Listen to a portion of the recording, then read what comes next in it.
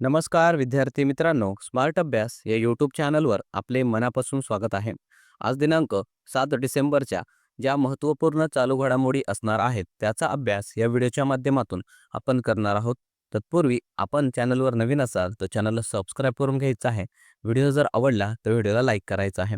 तसेच हा व्हिडिओ आपल्या विद्यार्थी मित्रांपर्यंत नक्की शेअर करा, जेणेकरून याचा फायदा आपल्या मित्रांना सुद्धा होईल. चला मग सुरुवात करूया आजच्या चालू घडामोडींना. आणि आजच्या चालू घडामोडीचा पहिला प्रश्न असणार आहे की ब्रिटनचा प्रतिष्ठित टर्नर पुरस्कार कोणाला देण्यात आला? आणि ऑप्शन्स या ठिकाणी देण्यात आले आहेत. याचं योग्य उत्तर असणार आहे ऑप्शन नंबर बी. जसलीन कौर यांना ब्रिटनचा टर्नर पुरस्कार देऊन त्यांचा सन्मान करण्यात आलेला आहे. त्याविषयी थोडी अधिकची माहिती या ठिकाणी आपण पाहणार आहोत. हा जो काही टर्नर पुरस्कार आहे तो ब्रिटनचा प्रतिष्ठित असा पुरस्कार आहे आणि तो ब्रिटनमधील कलाकारांना देण्यात येतो. यावर्षीचे विजेता ठरलेले आहेत जसलीन कौर, ज्या की भारतीय वंशाच्या महिला आहेत आणि त्यांना हा टर्नर पुरस्कार देण्यात आलेला आहे त्यांच्या अल्टर अल्टर या प्रदर्शनीसाठी. आणि एका भारतीय वंशाच्या महिलेला हा पुरस्कार देण्यात आल्यामुळे आपल्या परीक्षेमध्ये हा प्रश्न येऊ शकतो, म्हणून हा पॉईंट आपण स्टार करून ठेवायचा आहे. या पुरस्काराची रक्कम असणार आहे 26.84 लाख रुपये. त्यासोबतच जे इतर महत्त्वाचे पुरस्कार आहेत ते सुद्धा माहिती असणं गरजेचं आहे. जसं पहिलं आहे मिस वर्ल्ड 2024 विजेता ठरलेली आहे क्रिस्टिना पिचकोवा. मिस युनिव्हर्स 2024ची विजेता आहे व्हिक्टोरिया थेल्वी. ज्ञानपीठ पुरस्कार 2023चा 2 व्यक्तींना देण्यात आलेला आहे, गुलजार आणि रामभद्राचार्य यांना. 33वा सरस्वती सन्मान प्रभा वर्मा यांना देण्यात आलेला आहे. लता मंगेशकर पुरस्कार 2024 अमिताभ बच्चन यांना देण्यात आलेला आहे. दादासाहेब फाळके 2024चा मिथुन चक्रवर्ती यांना. एम एस स्वामीनाथन 2023 सालचा बी आर कंबोज यांना देण्यात आलेला आहे. त्यासोबतच साहित्य अकादमी मराठी बालसाहित्याचा पुरस्कार भारत सासने यांच्या समशेर आणि भूतबंगला या कादंबरीसाठी देण्यात आलेला आहे. साहित्य अकादमी मराठी युवा साहित्याचा पुरस्कार देविदास सौदागर यांच्या उसवन या कादंबरीसाठी देण्यात आलेला आहे. हे दोन्ही साहित्य अकादमीचे मराठी संबंधित जे पुरस्कार आहेत ते अतिशय महत्त्वाचे आहेत. त्यावर आपल्या परीक्षेमध्ये हमखास प्रश्न हा विचारला जातो, म्हणून हा मुद्दा आपल्याला माहिती असायला पाहिजे, स्टार करून ठेवायचा आहे. त्यानंतर पुढचा प्रश्न असणार आहे, नुकतेच महाराष्ट्रात शपथविधी पार पडला. महाराष्ट्रात सर्वाधिक काळ उपमुख्यमंत्रीपदी कोण राहिले आहेत? आणि ऑप्शन्स या ठिकाणी देण्यात आले आहेत. याचे योग्य उत्तर असणार आहे option number C. Ajit Pawar हे महाराष्ट्रामधील उपमुख्यमंत्री पदावर राहणारे म्हणजे सर्वाधिक काळ उपमुख्यमंत्री पदावर राहणारे व्यक्ती ठरलेले आहेत. त्याविषयी थोडी अधिकची माहिती या ठिकाणी आपण पाहणार आहोत. महाराष्ट्रामध्ये आपण जर बघितलं, नुकतंच मुख्यमंत्री म्हणून शपथ घेतलेली आहे देवेंद्र फडणवीस यांनी. उपमुख्यमंत्री बनलेले आहेत 2 व्यक्ती, अजित पवार आणि दुसरे आहेत एकनाथ शिंदे. तर हे जे अजित पवार आहेत ते सर्वाधिक काळ महाराष्ट्राचे उपमुख्यमंत्री राहिलेले आहेत, तब्बल 7.5 वर्ष. तसेच सर्वात कमी काळ उपमुख्यमंत्री पदावर सुद्धा हेच राहिलेले आहेत. फक्त 3 दिवसांसाठी ते उपमुख्यमंत्री पदावर राहिले होते 2019 या वर्षी. हे सुद्धा आपल्याला लक्षात ठेवायचं आहे. तसेच महाराष्ट्रात आत्तापर्यंत किती उपमुख्यमंत्री राहिलेले आहेत आपल्याला विचारलं जाऊ शकतं. तर एकूण 9 उपमुख्यमंत्री महाराष्ट्राला आत्तापर्यंत मिळालेले आहेत. मग ते कोणकोणते आहेत?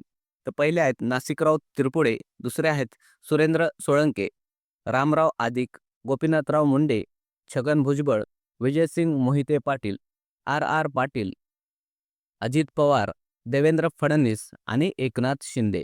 तर ह्या गोष्टी आपल्याला लक्षात ठेवायच्या आहेत. तसंच हे सुद्धा लक्षात ठेवायचं आहे की उपमुख्यमंत्री पदाला कोणतीही असं स्वतंत्र शपथ दिली जात नाही. एक सामान्य मंत्री म्हणूनच त्यांना शपथही दिली जात असते. तसंच उपमुख्यमंत्री पदाचा राज्यघटनेत कुठेही उल्लेख नाही. फक्त एक परंपरा पडलेली आहे राजकारण्यांची उपमुख्यमंत्री पद देण्याची, त्यानुसार ते चालत आलेलं आहे. हा मुद्दा आपल्या परीक्षेमध्ये विचारला जाऊ शकतो, ते लक्षात ठेवायचं आहे. त्यानंतर पुढचा प्रश्न बघण्या अगोदर व्हिडिओ कसा वाटला तर कमेंटमध्ये नक्की सांगायचं आहे. चॅनलवर नवीन असाल तर चॅनलला सबस्क्राईब करून घ्यायचं आहे. तसेच हा व्हिडिओ आपल्या विद्यार्थी मित्रांपर्यंत नक्की शेअर करायचा आहे, जेणेकरून त्यांना सुद्धा अतिशय महत्त्वपूर्ण माहितीही त्यांच्या उपयोगाची मिळणार आहे. चला मग पुढचा प्रश्न आपण बघणार आहोत. नुकतेच नामिबिया देशाची पहिली महिला राष्ट्रपती कोण बनली आहे? आणि ऑप्शन्स या ठिकाणी देण्यात आले आहेत. याचे योग्य उत्तर असणार आहे ऑप्शन नंबर बी. नेटाम्बो नदैतो असं त्यांचं नाव आहे, ज्या नामिबिया देशाच्या पहिल्या महिला राष्ट्रपती बनल्या आहे. या ठिकाणी आपण त्यांची एक्स्ट्रा इन्फॉर्मेशन बघणार आहोत. नाव लक्षात ठेवायचं आहे, नेटाम्बो नंदी नदैतो, ज्या की नामिबिया देशाच्या पहिल्या महिला राष्ट्रपती बनलेल्या आहेत. तसेच आपल्याला जे इतर राष्ट्रांचे प्रमुख आहेत, जे अलीकडच्याच काळामध्ये बनलेले आहेत, ते सुद्धा माहिती असायला पाहिजे. असं श्रीलंकेचे प्रधानमंत्री बनलेले आहेत. हरिणी अमरसूर्या या महिला आहेत. त्यानंतर श्रीलंकाचे राष्ट्रपती बनलेले आहेत अनुरा कुमारा दिसानायके. फ्रान्सचे पंतप्रधान बनलेले आहेत मिशेल बर्नियर. थायलंडचे पंतप्रधान बनलेत पेटा गटर्न शिनावात्रा. इराणचे राष्ट्रपती मसूद पेजेशकियन. ब्रिटनचे पंतप्रधान कीर स्टारमर. बांगलादेशचे पंतप्रधान मोहम्मद युनूस आणि दक्षिण आफ्रिकेचे राष्ट्रपती सिरिल रामाफोसा. त्यानंतर पुढचा प्रश्न आपण बघणार आहोत. नुकतेच RBIने UPI लाईट वॉलेटची मर्यादा वाढवून किती केली आहे? आणि ऑप्शन्स या ठिकाणी देण्यात आले आहेत. याचे योग्य उत्तर असणार आहे ऑप्शन नंबर ए 5,000 या UPI लाईट वॉलेटची मर्यादा ही RBIनं वाढवून केलेली आहे. त्याविषयी थोडी अधिकची माहिती आपण पाहणार आहोत.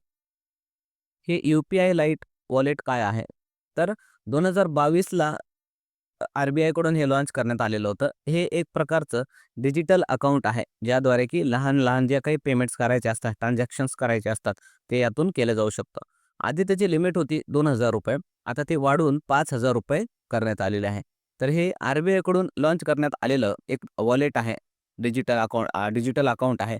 म्हणून हा प्रश्न आपल्यासाठी महत्त्वाचा ठरतो. हे काही प्रायव्हेट कंपनीचं नाही कोणत्या, तर आपल्या रिझर्व्ह बँक ऑफ इंडियाचं असल्यामुळे आपल्याला ते नाव लक्षात ठेवायचं आहे आणि त्यांनी किती लिमिट वाढवलेली आहे, तर हे सुद्धा आपल्याला लक्षात ठेवायचं आहे.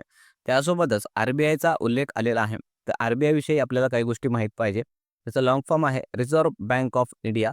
याची स्थापना झालेली आहे 1935 या वर्षी आणि याची स्थापनेसाठी हिल्टन आयोगाच्या शिफारसीवरून ही या RBIची स्थापना झालेली आहे. ते पहिले भारतीय गव्हर्नर राहिलेले आहेत CD देशमुख आणि त्याचं मुख्यालय आहे मुंबई या शहरामध्ये. तसेच आपल्याला हा एक पॉईंट लक्षात ठेवायचा आहे, की ग्लोबल फायनान्स मॅगझिन जे आहे, त्याने नुकतंच जे आपले RBIचे गव्हर्नर आहेत शक्तिकांत दास यांना सर्वोत्कृष्ट बँकरचा दर्जा दिलेला आहे आणि हा प्रश्न आपल्या परीक्षेमध्ये हमखास विचारला जाणार आहे. म्हणून हा प्रश्न स्टार करून ठेवायचा आहे. त्यानंतर पुढचा प्रश्न असणार आहे, नुकतेच कोणत्या राज्याने राष्ट्रीय खो खो चॅम्पियनशिप 2024चा किताब जिंकला? आणि ऑप्शन्स या ठिकाणी देण्यात आले आहेत. याचं योग्य उत्तर असणार आहे ऑप्शन नंबर ए महाराष्ट्र या राज्याने नुकतंच हे राष्ट्रीय खो खो चॅम्पियनशिप जिंकलेली आहे. त्याविषयी थोडी अधिकची माहिती आपण पाहणार आहोत. हे जे काही राष्ट्रीय खो खो चॅम्पियनशिप झालेली आहे, त्याच्यामध्ये विजेता ठरलेला आहे महाराष्ट्र. याचं आयोजन कुठे झालं होतं? तर अलीगड, जे की उत्तर प्रदेश या ठिकाणी आहे. या स्पर्धेची 43वी ही एडिशन आहे. पुरुष गटामध्ये सुद्धा महाराष्ट्राने सुवर्णपदक जिंकलेलं आहे आणि महिला गटामध्ये सुद्धा विजेता हा महाराष्ट्रच राहिलेला आहे. हे आपल्याला लक्षात ठेवायचं आहे, कारण आपलं महाराष्ट्र या चॅम्पियनशिपमध्ये जिंकलेला आहे. म्हणून हा प्रश्न आपल्यासाठी महत्त्वाचा आहे. त्यानंतर पुढचा प्रश्न असणार आहे, नुकतेच मिशेल बर्नियर यांनी पंतप्रधान पदाचा राजीनामा दिला. ते कोणत्या देशाचे पंतप्रधान होते? आणि ऑप्शन्स या ठिकाणी देण्यात आले आहेत. त्याचे योग्य उत्तर असणार आहे ऑप्शन नंबर डी. ते फ्रान्स या देशाचे पंतप्रधान होते मित्रांनो, ज्यांनी नुकतंच राजीनामा हा दिलेला आहे. त्याविषयी थोडी अधिकची माहिती आपण पाहणार आहोत. तर काय झालं होतं, की फ्रान्समध्ये जे अर्थसंकल्प आहे त्यामुळे त्याच्यावरून मतभेद हे निर्माण झालेले होते आणि त्याच्यातूनच जे काही उजवे आणि डावे पक्ष आहेत किंवा त्यातील त्या देशातले सदस्य आहेत, त्यांनी त्यांच्या विरोधामध्ये अविश्वास ठराव पारित केला होता आणि त्यामुळे त्यांनी आता त्यांचा जे काही पंतप्रधान पद आहे ते त्यांना गमवावं लागलेलं आहे. 3 महिन्यापूर्वीच ते फ्रान्सचे पंतप्रधान बनलेले होते. फ्रान्सच्या इतिहासामधील हे सर्वात कमी कालावधीचे पंतप्रधान राहिलेले आहेत किंवा त्यांचं हे सरकार राहिलेलं आहे. हा मुद्दा आपल्यासाठी अतिशय महत्त्वाचा आहे. स्टार करून ठेवायचा आहे. त्यासोबतच जे फ्रान्स आहे त्याची राजधानी लक्षात ठेवायची आहे, पॅरिस आहे. राष्ट्रपती आहेत सध्या इमॅन्युअल मॅक्रॉन. चलन आहे युरो. त्यानंतर पुढचा प्रश्न असणार आहे, जागतिक मृदा दिवस कधी साजरा करण्यात आला? आणि ऑप्शन्स या ठिकाणी देण्यात आले आहेत. याचं योग्य उत्तर असणार आहे ऑप्शन नंबर सी. 5 डिसेंबर हा जागतिक मृदा दिवस म्हणून साजरा करण्यात आलेला आहे. त्याविषयी थोडी अधिकची माहिती आपण बघणार आहोत. दरवर्षी 5 डिसेंबरला जागतिक मृदा दिवस साजरा करण्यात येतो. याचा उद्देश काय आहे? तर मृदा संरक्षण व पृथ्वीवरील जीवन सुरू ठेवण्यासाठी मृदेचं महत्त्व लोकांपर्यंत पोहोचवण्यासाठी हा दिवस साजरा करण्यात येतो. तर उद्देश लक्षात ठेवायचा आहे. तसेच 2024 ची थीम काय आहे? तर caring for soils, measure, monitor आणि मॅनेज. तर हे 3 यम लक्षात ठेवायचे आहेत. मेजर, मॉनिटर आणि मॅनेज. तर हे आपल्याला विचारलं जाऊ शकतं. त्यानंतर कालच्या ज्या काही महत्त्वाच्या घडामोडी आपण घेतल्या होत्या, त्याचा या ठिकाणी आपण क्विक रिव्हिजन करणार आहोत. तर पहिला प्रश्न आपण काल घेतला होता, महाराष्ट्राचे नवीन मुख्यमंत्री कोण बनले आहेत? आणि याचं उत्तर होतं ऑप्शन नंबर बी, देवेंद्र फडणवीस. त्यानंतरचा प्रश्न आपण बघितला होता, नुकतेच भारतीय नौदल दिवस कधी साजरा करण्यात आला? आणि याचं योग्य उत्तर होतं ऑप्शन नंबर ए, 4 डिसेंबर. या दिवशी भारतीय नौदल दिवस साजरा करण्यात आलेला आहे. त्यानंतरचा प्रश्न आपण बघितला होता, इस्रोने कोणत्या देशाच्या अंतराळ संस्थेची प्रोबा-3 मोहीम लॉन्च केली आहे? आणि याचं योग्य उत्तर होतं option number A, European space एजन्सीची ही प्रोबा-3 मोहीम होती, ज्याला की इस्रोकडून अवकाशामध्ये प्रक्षेपित करण्यात आलेला आहे किंवा लॉन्च करण्यात आलेला आहे. या घडामोडीविषयी आपण कालच्या व्हिडिओमध्ये डिटेलमध्ये अभ्यास केलेला आहे. त्यानंतर पुढचा प्रश्न आपण घेतला होता, पुरुष हॉकी ज्युनियर आशिया कप 2024चा विजेता कोण ठरला आहे? आणि याचं योग्य उत्तर होतं ऑप्शन नंबर बी, भारत हा पुरुष हॉकी ज्युनियर आशिया कपचा विजेता ठरलेला आहे. त्यानंतरचा प्रश्न आपण घेतला होता, भारतातील पहिला व्हर्टिकल लिफ्ट रेल्वे पूल कोठे उभारण्यात आला आहे? आणि याचं उत्तर होतं ऑप्शन नंबर सी, तामिळनाडू या राज्यामध्ये अशा प्रकारचा पूल उभारण्यात आलेला आहे. त्यानंतरचा प्रश्न आपण घेतला होता, नुकतेच युनेस्कोने कोणत्या राज्याला वारसा पर्यटनासाठी देशातील सर्वोत्कृष्ट राज्य घोषित केले आहे? आणि याचं योग्य उत्तर होतं ऑप्शन नंबर ए, पश्चिम बंगाल. त्यानंतरचा आपण प्रश्न बघितला होता, भारतातील पहिली जल परिवहन सेवा उबर शिकारा कोठे सुरू करण्यात आली आहे? आणि याचं उत्तर होतं ऑप्शन नंबर सी, काश्मीर या ठिकाणी ही भारतातली पहिली जल परिवहन सेवा उबर शिकारा सुरू करण्यात आलेली आहे, एका प्रायव्हेट कंपनीकडून, उबर नावाच्या त्या कंपनीकडून. तर हे सर्व घडामोड आपण कालच्या व्हिडिओमध्ये डिटेलमध्ये अभ्यास याचा केलेला आहे. त्यानंतर काल आपण एक होमवर्क क्वेश्चन दिलेला होता तुम्हाला. तो होमवर्क क्वेश्चन असा होता, की नुकतेच महिला T20 विश्वकप 2024चा किताब कोणी जिंकला? आणि या ठिकाणी आपण ऑप्शन्स दिले होते. सर्व विद्यार्थ्यांनी या प्रश्नाचं उत्तर हे कॉमेंटमध्ये अतिशय चांगल्या रीतीने आणि सुंदर रीतीने डिटेलमध्ये दिलेलं आहे. त्यांचं खरंच मनापासून अभिनंदन. आणि ज्यांना याचं उत्तर माहिती नाही, त्यांच्यासाठी आपण उत्तर सांगणार आहोत. त्याचं उत्तर असणार आहे ऑप्शन नंबर सी, न्यूझीलंड या देशाने 2024चा महिला T20 वर्ल्ड कप जिंकलेला आहे. त्यानंतर आजचा होमवर्क क्वेश्चन असणार आहे, की सर्वोच्च न्यायालयाचे नवीन सरन्यायाधीश कोण बनले आहेत? आणि ऑप्शन्स या ठिकाणी आपण दिलेले आहेत. त्याचं योग्य उत्तर हे सर्व विद्यार्थी मित्रांनी कॉमेंटमध्ये नक्की द्यायचं आहे. अतिशय महत्त्वाचे प्रश्न असतात मित्रांनो, जे आपण तुम्हाला होमवर्क क्वेश्चन म्हणून घेत असतो.